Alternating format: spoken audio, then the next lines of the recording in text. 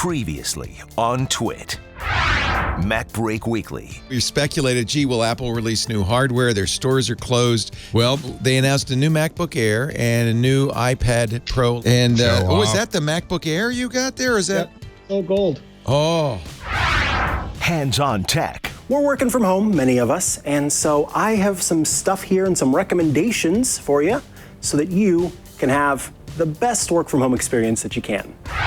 Tech News Weekly. Zoom quickly, in a very short amount of time, it's become the go-to tool for people suddenly finding themselves, working from home, kind of like we're doing right here.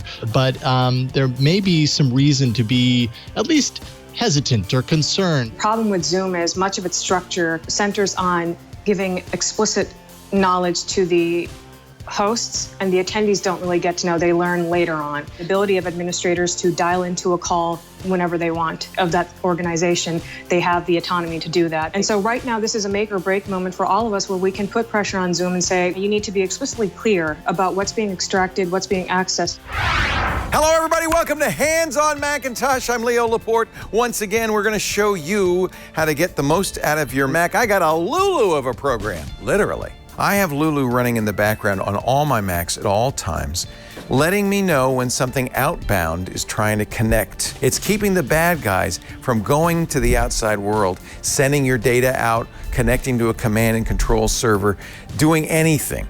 TWiT. Learn something new every day and what it means. The New York Times had an article in the tech section saying that it was bad etiquette for your kids and pets to show up on your conference call. So your dog should be on your lap. Oh, that is a sweet puppy. Oh, I got dog hair in my lipstick. Gross. Okay, that might be TMI. Sorry, I'm like, oh, what is happening? No, I'm just kidding. I'm just kidding. Sorry.